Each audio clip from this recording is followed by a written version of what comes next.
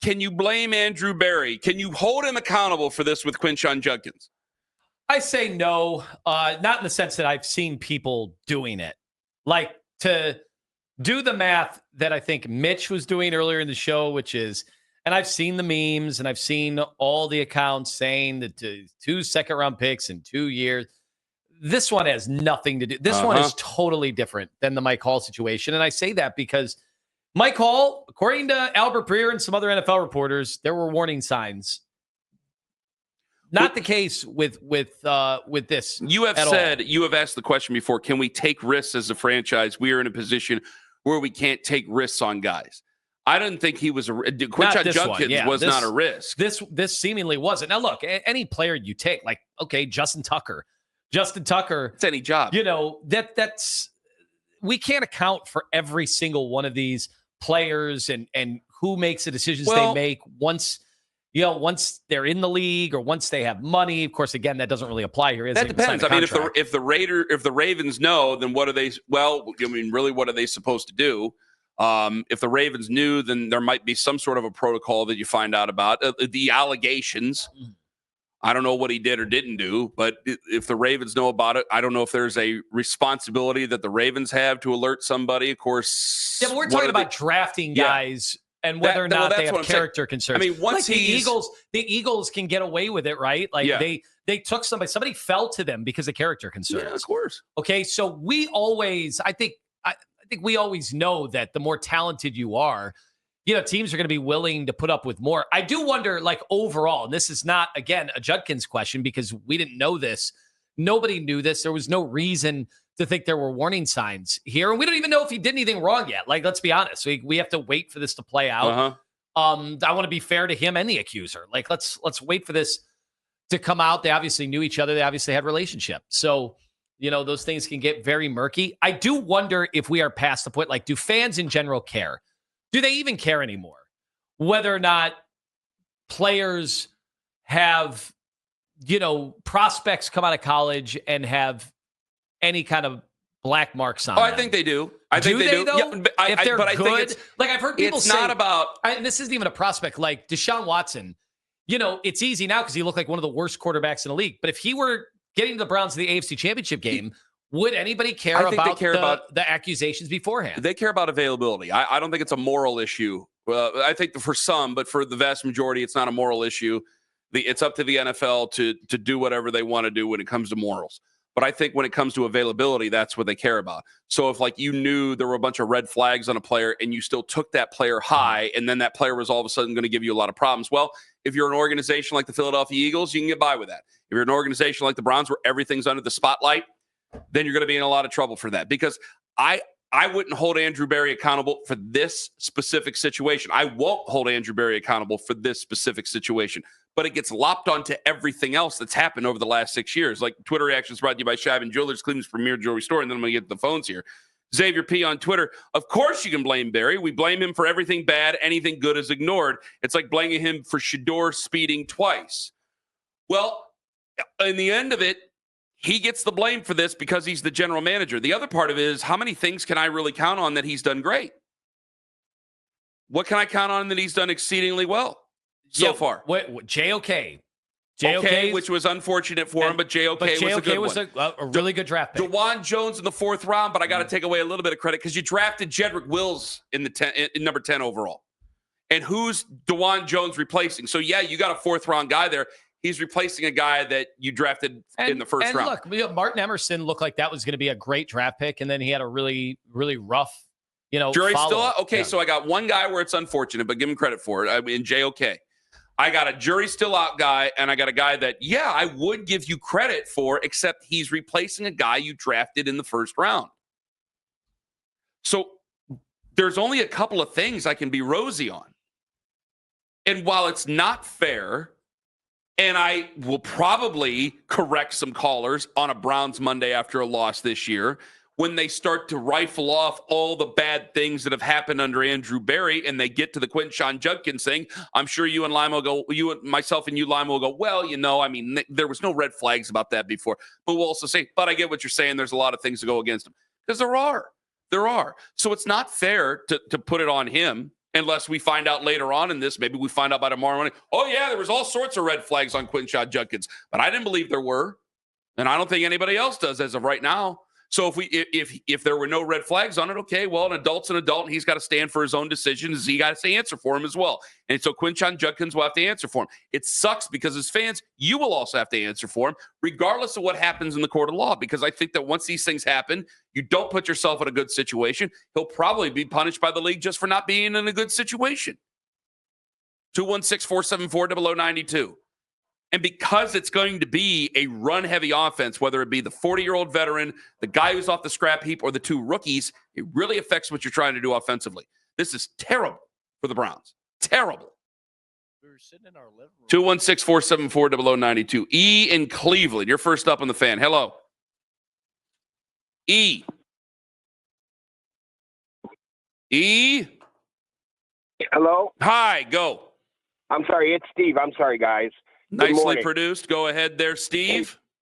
Listen, Andrew Berry is responsible for everything that happens in that building. Good, bad, or ugly, you get paid to do that.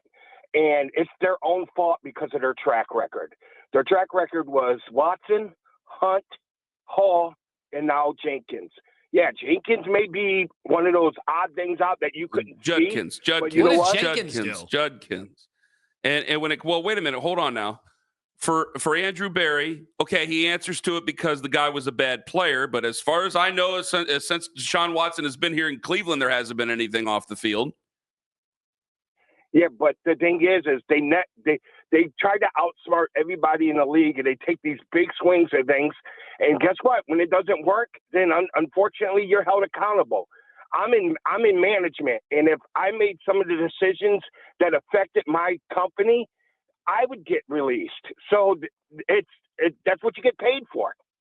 I mean, ultimately, Steve, while I don't want to agree with you, I have to, and thank you very much for the call. Again, this stacks up against him at the end of the year.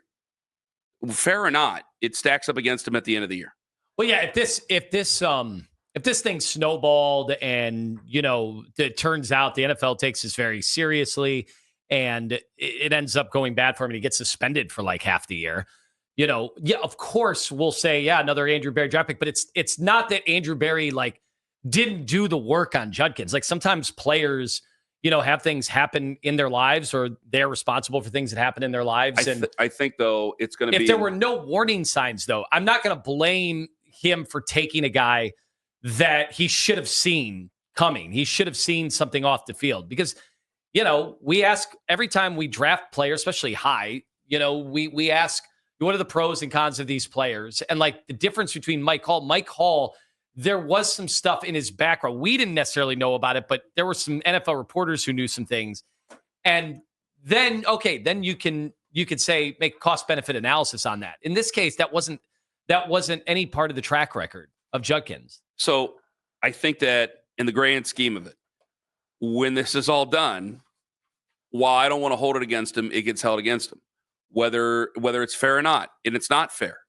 And so for them, what makes this even more difficult, he ain't signed yet. And it might, if I'm thinking about this now, which I am obviously, then does this make it more likely, if I'm Quinshon Judkins, it's like, you know what? I don't know what's going to happen here.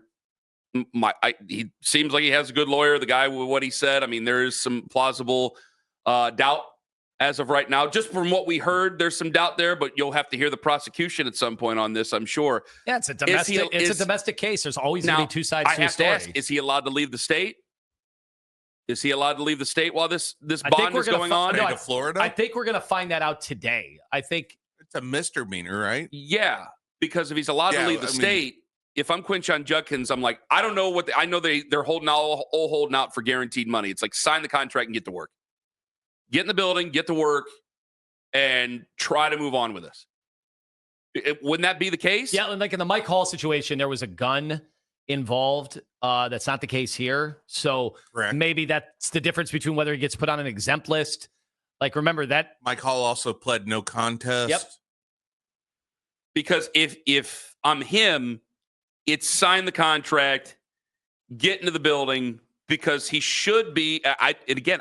Mike Hall's incident happened in the state of Ohio. I don't think there was any sort of problems with him traveling for a road game in a game that he was like a preseason game that he was participating in, or a joint practice on the road, which they had it at home last year, their joint practice. Now they're having 2 on the road. Is he allowed to go with his team? Like that all has to get settled here eventually, because to me, it's like, okay, get in, sign your contract, get to work, and then we'll see where this goes. Because you still need to be a part of this. Whatever they're doing, you still need to be a part of this organization. And then move on from there. If you end up getting suspended for, how many games was it for Mike Hall? Was it 5 games? If you end up getting suspended for 5 games, then damn it, that's how it goes, and we'll all deal with it. And you are held accountable for it. You'll lose money because of that.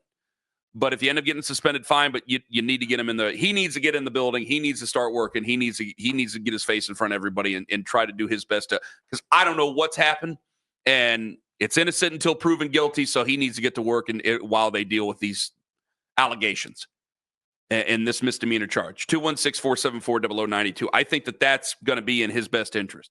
If he's not allowed to leave the state of Florida for whatever reason, then I think you got another big problem on that, because it's okay when you can't legally get him into camp. When are you actually going to ever be able to get him in? Because if they could do this, if they do this in 5 weeks, okay, that's right before the season starts, but the NFL is going to have their say, and then he's still going to be behind because he can't be a part of the offense. And for the Browns, am I going to give a fully guaranteed contract to a guy who just got accused of this the other day, no matter what the facts say? Does that go against the Browns? Does that make the Browns look bad if they give the second year or the second round fully guaranteed contract, or they come together on a contract here as these guys start getting signed before camp?